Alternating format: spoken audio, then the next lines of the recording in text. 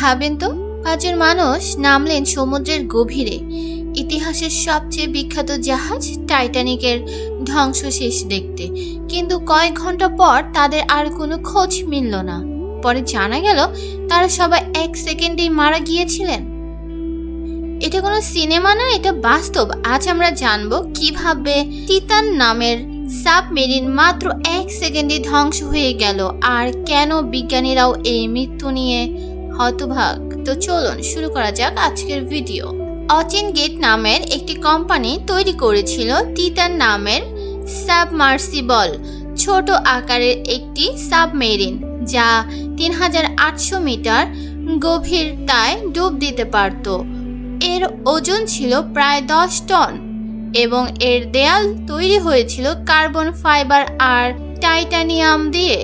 Company দাবি করেছিল তিতান এতটাই শক্তিশালী যে এটি নিরাপদে টাইটানিক পর্যন্ত পৌঁছাতে পারবে, কিন্তু সেই আত্মবিশ্বাসী হয়ে উঠেছিল মৃত্যুর কারণ। 18 জুন 2013 সাল তিতান সাবমার্সিবল ডুব দিল উত্তর আটলান্টিক মহাসাগরে টাইটানিকের ধ্বংসশেষ দেখতে। 5 জন যাত্রী ও পাইলট ছিলেন ভিতরে।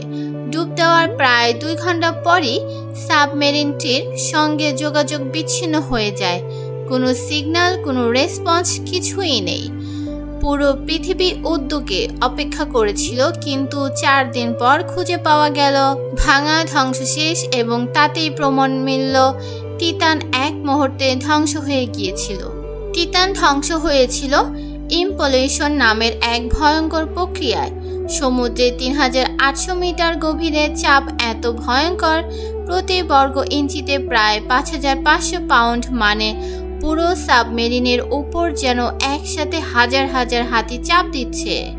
কার্বন ফাইবারের সামান্য দুর্বলতা থেকেই ভিতরের চাপের ভারে তিতান হঠাৎ ভেতরে ভেঙে পড়ে। ভেতরের মানুষগুলো কিছু বুঝে ওঠার আগেই তারা 1 সেকেন্ডেরও কম সময়ে মারা যান। শরীর, সাবমেরিন সবকিছু মুহূর্তে গুঁড়ো গুঁড়ো হয়ে যায়। বিজ্ঞানীরা বলেন ইম্পলোশন এত দ্রুত ঘটে যে ব্রেন পর্যন্ত সংকেত পায় না। মৃত্যু হয় সম্পূর্ণ ব্যথাহীন কিন্তু ভয়াবহ। অনেক বিশেষজ্ঞ মনে করেন তিতানের নকশাতেই ছিল ত্রুটি। অচিন গেট কিছু সতর্ক বার্তা অপেক্ষা করেছিল আর সেই ভুলেই হারিয়ে গেল 5টি জীবন। তিতান সাবমেরিন ডিজাস্টার আমাদের মনে করিয়ে দেয় প্রকৃতির শক্তির সামনে মানুষ এখনো ছোট। প্রযুক্তি যতই উন্নত হোক না কেন, সমুদ্রের গভীর রহস্য এখনো আমাদের নাগালের বাইরে।